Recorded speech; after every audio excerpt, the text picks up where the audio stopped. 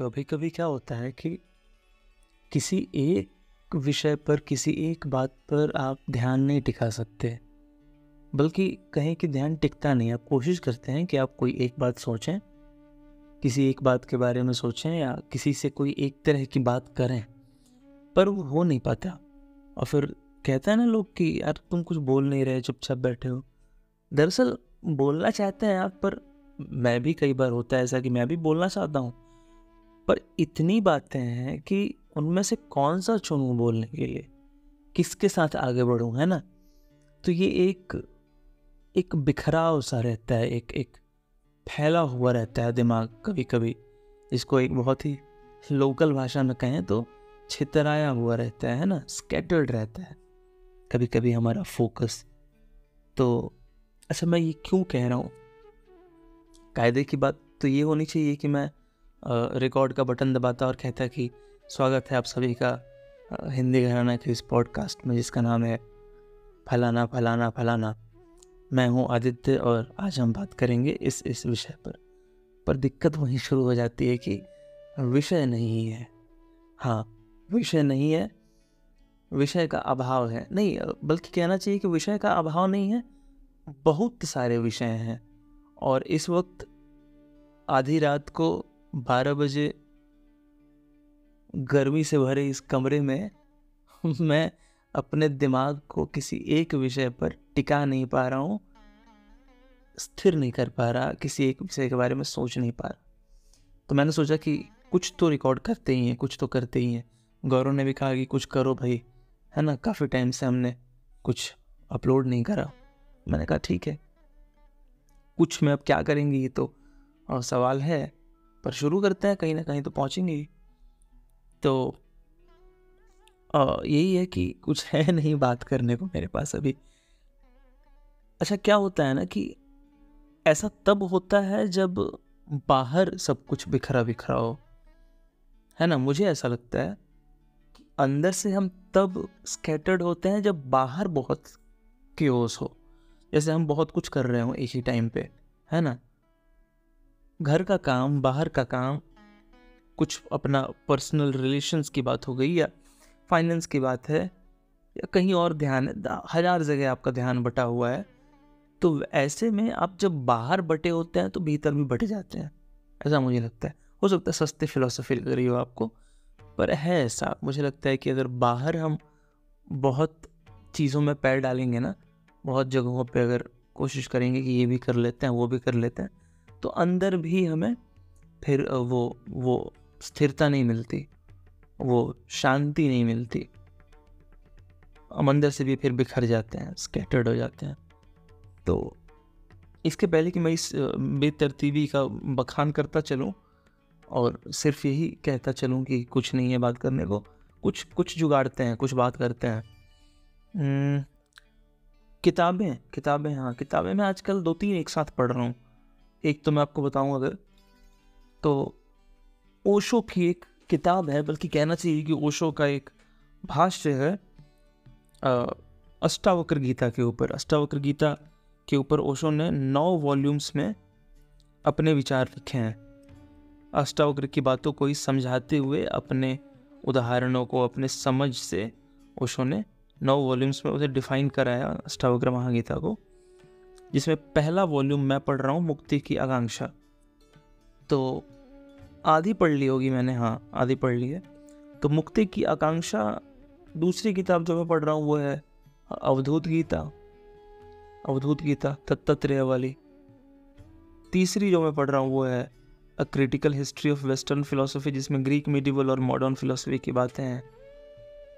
ये 3 किताबें मैं पढ़ रहा हूँ। एक और पढ़ रहा हूँ हालांकि, द स्ट्रेंजर, एल्बर्ट कामू की द स्ट्रेंजर पढ़ रहा हूँ। तो ये 3-4 किताबें मैं एक साथ शुरू कर चुका हूँ। फिर आ गई ना वही बात कि मैं बाहर ही इतना स्कैटर्ड हूँ आजकल, एक किताब के साथ नहीं चल रहा हूँ, 4-4 किताबों के साथ चल रहा हूँ।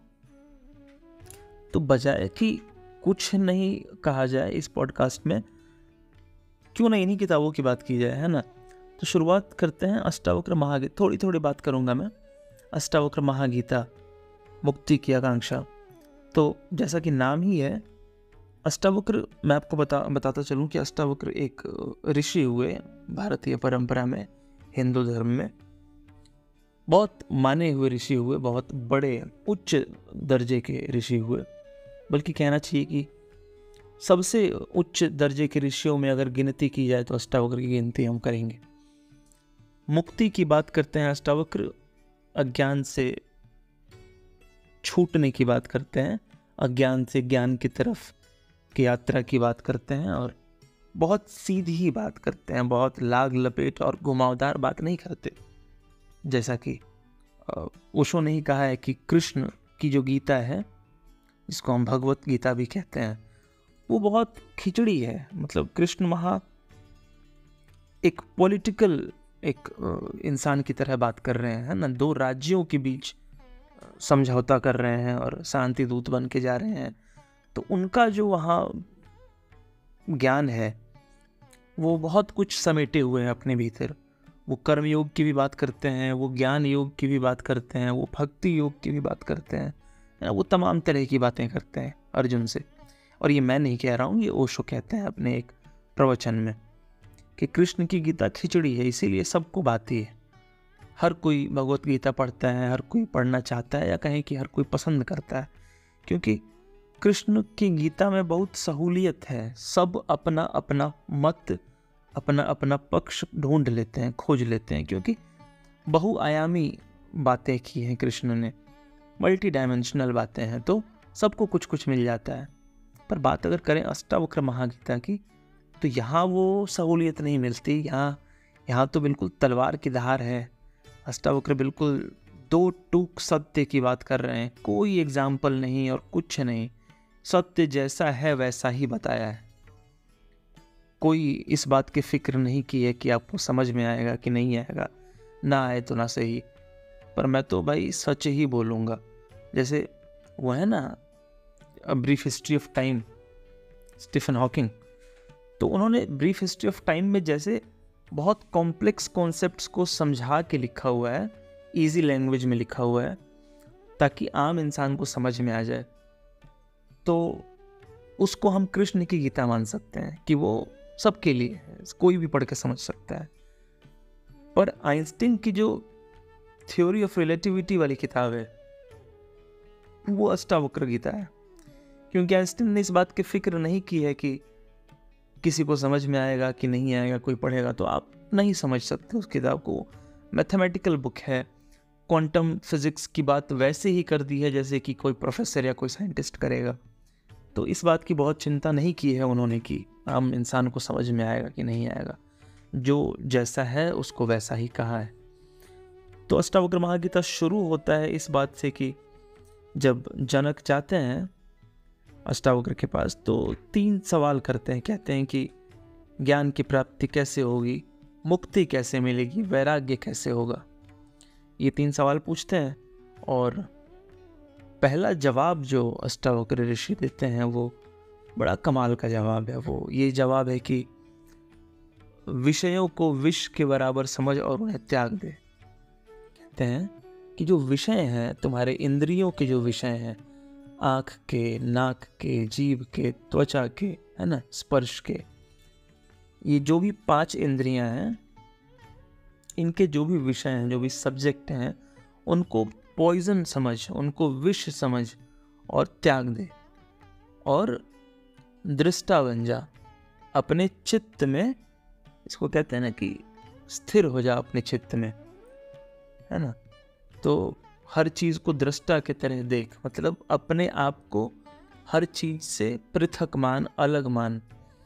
तू किसी चीज़ से जुड़ा हुआ नहीं है, तू किसी भी चीज़ का हिस्सा नहीं है, तेरा कुछ नहीं है, बस तू एक, जैसे होता है ना थिएटर में फिल्म की स्क्रीन, तो उस स्क्रीन पे हीरो भी है, विलन भी है, उस स्क्रीन पे हीरोइन भी है, उस फिल्म पे एक्शन भी होता है, उस फिल्म पे, उस स्क्रीन पे प्यार भी होता है, उस स्क्रीन पे सब कुछ होता है। पर स्क्रीन को इस बात से कोई फर्क नहीं पड़ता कि एक्शन चल रहा है, कि प्रेम चल रहा है, कि कुछ भी हो रहा है। स्क्रीन तो बस स्क्रीन है, उसके ऊपर सब कुछ चलता है, वो इन्वॉल्व नहीं होता। तो अष्टावक्र कह रहे हैं कि सब कुछ जो तेरे साथ होता है, सुख आए या दुख आए या कोई अच्छी घटना हो तेरे साथ, कोई बुरी घटना हो तेरे साथ, कुछ भी हो, कैसा भी अनुभव हो तेरा, तो उसको अपने से जोड़ के मत देख, तू सब कुछ दृष्टा के भाव से देख। ऑब्जर्वर बन जा हर चीज का, किसी भी चीज से लिंक मत हो जा, किसी भी चीज के साथ तादाद में मत बैठा ले, अटैचमेंट मत कर ले। तो ये बहुत अच्छी बात है, बहुत गहरी बात है अष्टावक्र ने जो कही है कि विषयों को विष के बराबर समझ और उन्हें त्याग दे। तो ये अष्टावक्र गीता की बात हुई। दूसरी किताब जो मेरी है वो है अवधूत गीता। अगेन अवधूत गीता एक बहुत मानी हुई, बहुत ऊंचे दर्जे की किताब है। अगर मैं दोनों की तुलना नहीं कर सकता, पर हाँ दोनों एक ही स्तर की बातें हैं। वो भी मुक्ति की ही बात करते हैं, अवधूत गीता में भी मुक्ति की बात करते हैं। वो अद्वैत वेदांत के जो स्टूडेंट्स हैं, जो अद्वैत वेदांत जानते हैं, वो अवधूत गीता के बारे में भली भांति जानते होंगे कि वो अद्वैत की बात करता है। मतलब दो नहीं है कुछ भी, अद्वैत, देयर इज नो टू, है ना। एक ये भी नहीं कहा जा रहा है कि एक ही है, अद्वैत, दो नहीं है ना। तो आप सोचेंगे कि दो नहीं है तो एक होगा, नहीं, इस बात का भी दावा नहीं किया जा रहा है कि एक है, बस अद्वैत है, दो नहीं है। क्या दो नहीं है? आत्मा और ब्रह्म, ये दो नहीं है। मतलब मैं और ईश्वर दो नहीं है, मैं ही ईश्वर हूँ, आत्मा ही ब्रह्म है, आत्मा ही परमात्मा है। आत्मा और परमात्मा भिन्न नहीं है एक दूसरे से, पृथक नहीं है एक दूसरे से, दोनों एक ही चीज़ हैं, एक ही चीज़ के दो नाम हैं, आत्मा और परमात्मा। तो जो इंडिविजुअल सोल है वो और जो अल्टीमेट रियलिटी है वो दोनों एक हैं, नॉन ड्युअलिटी, अद्वैत, है ना, दो नहीं है। वो अवधूत Gita emphasizes that the self is pure consciousness, है ना। जो आत्मा है उसका जो स्वरूप है वो सच्चिदानंद स्वरूप है, वो हमेशा ब्लिसफुल स्टेट में रहती है, जैसे कि ब्रह्म का स्वरूप है। तो ये है अवधूत गीता, दत्तात्रेय ने लिखी थी अवधूत गीता। दत्तात्रेय कहानी तो ये कहती है कि ब्रह्मा, विष्णु और महेश जो तीन हिंदू ट्रिनिटी हैं, उनका एक सम्मिलित अवतार हैं दत्तात्रेय, तीनों एक ही में देखे जाते हैं। तो दत्तात्रेय बहुत बड़ी हस्ती माने जाते हैं हमारे भारतीय दर्शन में। ठीक है, एक बहुत अच्छी बात जो है दत्तात्रेय के बारे में, जो मैंने पढ़ी थी तो मुझे मालूम चला था कि दत्तात्रेय ने अपने 24 गुरु बनाए थे, 24 मास्टर्स। और वो 24 मास्टर्स नेचर, मतलब नेचर के ही 24 एलिमेंट्स को उन्होंने अपने गुरु बना लिए। मुझे सारे तो नहीं याद हैं, कुछ याद हैं मुझे। जैसे कि अर्थ को उन्होंने अपना गुरु बनाया और कहा कि अर्थ से हमें पेशेंस, धैर्य, धीरज सीखना चाहिए। उन्होंने पानी को अपना गुरु बनाया और कहा कि शुद्धता जो होती है पानी में, जो प्योरिटी है पानी की, वो हमें धारण करना चाहिए, पानी को देख के सीखना चाहिए। दूसरों को स्वच्छ करने की हम में वो पात्रता होनी चाहिए, जैसे पानी में होता है ना, पानी दूसरों को स्वच्छ कर देता है, तो हम में भी वो पात्रता होनी चाहिए कि हम भी जहाँ रहें वहाँ के माहौल को स्वच्छ कर दें, हमारे होने भर से स्वच्छता आ जाए। अगला उन्होंने ऑफ कोर्स फायर को, अग्नि को अपना गुरु बनाया और कहा कि सारी इम्प्यूरिटीज़ को अपने भीतर समा के, और समाने के बाद भी अगर हम प्योर हैं तो हम अग्नि हैं। तो हमें अग्नि से क्या सीखना चाहिए कि सारी इम्प्यूरिटीज़ को जलाओ और खुद उनसे अफेक्ट मत हो, खुद इनसे प्रभावित नहीं होना है।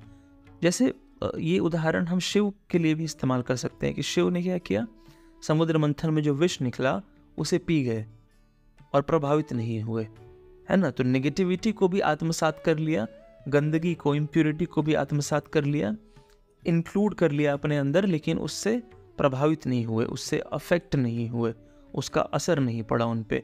तो ये हम अग्नि से सीख सकते हैं, ये हम शिव से भी सीख सकते हैं। वाटर, अभी मैंने पानी की बात की थी, मुझे ब्रूस ली की एक बात बहुत पसंद आती है। ब्रूस ली कहा करते थे कि हमें पानी की तरह होना चाहिए, कि हर सिचुएशन में अपने आप को ढालने की काबिलियत होनी चाहिए कि अगर पानी बॉटल में जाता है तो वो बॉटल के शेप का हो जाता है, अगर पानी कप में जाता है तो वो कप के शेप का, प्लेट में जाता है तो प्लेट के शेप का हो जाता है।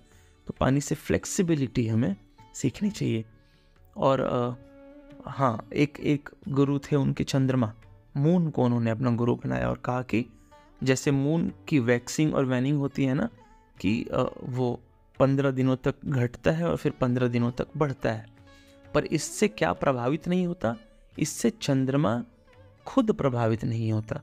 उसके फिजिकल एस्पेक्ट्स में जरूर कमतरी आती है या बढ़ोतरी होती है, पर उसकी आत्मा इंटैक्ट रहती है। तो हमें दुख हो जाए हमारे साथ, या सुख आ जाए जीवन में थोड़ी देर के लिए, या हमारा एक्सीडेंट हो जाए, या हमें कोई बीमारी हो जाए, या हमें प्रेम हो जाए, हम अमीर हो जाएं, हम गरीब हो जाएं, हम कुछ भी हमारे साथ हो जाए, है ना, हम बढ़ जाएं, घट जाए, कुछ भी हो जाए, हमारा जो इंटरनल सेल्फ है वो कांस्टेंट रहना चाहिए, वो अनअफेक्टेड रहना चाहिए। जस्ट लाइक मून, वो घटता है या बढ़ता है वो चांद ही रहता है। ऐसा तो नहीं है ना कि वो घट जाता है तो आप उसे चांद नहीं कहते, या वो बढ़ जाता है तो वो कुछ और हो जाता है, वो चांद है। घटने बढ़ने से फर्क नहीं पड़ता, है ना। सूरज को उन्होंने एक अपना गुरु माना था कि प्रकाशित रहिए जहाँ भी रहिए, है ना, प्रकाशित स्वयं भी रहिए और दूसरों को भी प्रकाश दीजिए अपने होने से। एक और मुझे अगर याद कर पाऊँ मैं, पाइथन को, अजगर को उन्होंने अपना गुरु माना था और कहा था कि जो कुछ भी सामने आ जाए खाने के लिए उसमें संतुष्ट होना चाहिए, उसे खाकर स्थिर हो जाना चाहिए, शांत हो जाना चाहिए, बार बार भागना नहीं चाहिए कुछ खाने के पीछे, संतोष जरूरी है। और हाँ, कैसे भूल सकता हूँ मैं, समुद्र को, महासागर को उन्होंने अपना गुरु बनाया और कहा कि जैसे महासागर में वो होता है ना, इक्वेनिमिटी, है ना, बहुत बहुत विशालता, बहुत स्थिरता की बहुत सारी नदियाँ जाके मिलती हैं समुद्र में, पर समुद्र को इससे कभी घमंड नहीं होता। समुद्र कभी उसकी छाती चौड़ी नहीं हो जाती कि मैं तो बहुत बड़ा हूँ, कि देखो ये नदी भी आकर मिल गई, वो नदी भी आकर मिल गई, मैं सबसे बड़ा हूँ। ऐसा कुछ नहीं होता है ना। समुद्र समुद्र है, वो स्थिर रहता है, शांत रहता है। तो ये समुद्र से हम सीख सकते हैं। दूसरा, मुझे और कुछ याद तो नहीं आ रहा है, मौत, करेक्ट, एक उन्होंने गुरु बनाया था मौत को, जो वो होती है ना, जो लाइट के आसपास, आग के इर्द गिर्द घूमते रहती हैं, फ्लाइज, है ना, और लास्ट में जल के मर जाती हैं। तो मौत को देख के उन्होंने कहा था कि सेंसरी प्लेजर्स के पीछे हमें नहीं भागना चाहिए, बचना चाहिए हमें बहुत ज़्यादा सेंसरी प्लेजर्स से। जैसे आजकल हो गया है ना, हम बिंज ईटिंग करने लगते हैं। हम मतलब सारे यंगस्टर्स की बात अगर मैं करूं तो हमारा ना एक हमारे जीवन शैली का ये हिस्सा बन गया है कि हम रोज़ शाम को कुछ खाने निकल जाते हैं। इसको हम कूलनेस मानते हैं, इसको हम कहते हैं कि ये तो my life my style type चीज़ है कि शाम को दोस्तों के साथ खाने निकल गए। क्यों खाने निकल गए? भूख नहीं लगी है? ऐसा भी नहीं है कि बहुत भूख लगी है शाम को इसलिए खाने निकल गए क्योंकि बस खाना है। खाने का कोई पर्पस नहीं है, ओवर कंजम्पशन है ना। कंज्यूमरिज्म के शिकार हो गए हम, उपभोक्तावाद के शिकार हो गए हैं। शाम को जाना है, खाना है, मोमो खाना है, रोल खाना है, या कुछ भी खाना है, चिकन लॉलीपॉप खाना है, या तमाम तरह की और चीज़ें जो मिलती हैं बाज़ार में वो खाना है। दोस्तों के साथ जाना है, खाना है, एक बहाना हो गया है कि शाम को निकलेंगे, कुछ खाएंगे। क्यों खाएंगे? सवाल है, क्यों खाएंगे? तो कोई जवाब नहीं है, बस खाएंगे। तो सेंसरी प्लेजर्स के पीछे बहुत भागती है आज की दुनिया। मैं सिर्फ खाने की ही बात नहीं कर रहा, और भी है। जैसे आंखों की ही बात कर लीजिए आप। हम दिन भर फ़ोन चलाते हैं, दिन भर, जब तक हम सो नहीं जाते तब तक हम फ़ोन चलाते हैं। मतलब आंखें जब खुलती हैं सुबह तब से लेकर जब रात को बंद होती हैं तब तक हम आंखों का मिसयूज़ करते हैं, लिटरली मिसयूज़ करते हैं। इंस्टा चला रहे हैं, स्नैपचैट चला रहे हैं, व्हाट्सएप है, फेसबुक है, और भी बहुत कुछ है ना, नेटफ्लिक्स है, कुछ देख ही रहे हैं, कुछ कर ही रहे हैं। मतलब इतना यूज़ कर रहे हैं अपने सेंसेस को हम, है ना। तो सेंसरी प्लेजर्स के पीछे भागने से वार्न किया था, warned against being destroyed by the pursuit of sensory pleasure. जैसे मौत के साथ होता है कि वो जल के मर जाता है। हाँ, और बहुत मुश्किल है मेरे लिए कि मैं कुछ और याद कर पाऊँ। ये जो कुछ मेन एग्ज़ाम्पल्स थे वो मुझे याद थे। इसके अलावा मैं आपको अगर कुछ बताऊँ तो वो है कि हाँ, एल्बर्ट कामू की स्ट्रेंजर मैं पढ़ रहा था। स्ट्रेंजर जो है ना वो एब्सर्डिज़म की बात करती है। वो उसका कहना है एब्सर्डिज़म जो कॉन्सेप्ट है फ़िलॉसफ़ी में, उसका सेंटर ये है कि कुछ भी इस दुनिया में करने लायक नहीं है, बहुत नीरस है सब कुछ, है ना? बहुत नीरस है सब कुछ और मतलब एब्सर्ड है सब कुछ, मतलब कुछ भी अपना पर्पस ढूँढो या तो मरो। मतलब ये वर्ल्ड बहुत इंडिफरेंट है, बहुत उदासीन है हमारे लिए कुछ नहीं चाहता, है ना? तो जैसे हम चाहते हैं कि हम कुछ अचीव करें, है ना, लाइफ में कुछ करें, और यूनिवर्स ऐसा कुछ नहीं चाहती। तो बहुत कॉन्ट्राडिक्शन है। सेंट्रल नोशन एब्सर्डिज्म का यही है कि कॉन्फ्लिक्ट है हमारे डिज़ायर्स में और जो यूनिवर्स का इनडिफरेंट नेचर है उसमें कॉन्फ्लिक्ट है। कुछ भी यहाँ मतलब का नहीं है, सब कुछ मीनिंगलेस है। तो अपना पर्पस अगर आप नहीं ढूंढेंगे जीने का तो फिर नहीं जी पाएंगे, इतने इनडिफरेंट वर्ल्ड में नहीं जी पाएंगे, मुश्किल होगा जीना। तो यही कुछ बातें थी, 3-4 किताबें थी। मुझे लगता है कि इससे ज़्यादा मुझे बातें नहीं बढ़ानी चाहिए क्योंकि कुछ है भी नहीं, है ना? ठीक है, आज के लिए इतना ही। धन्यवाद।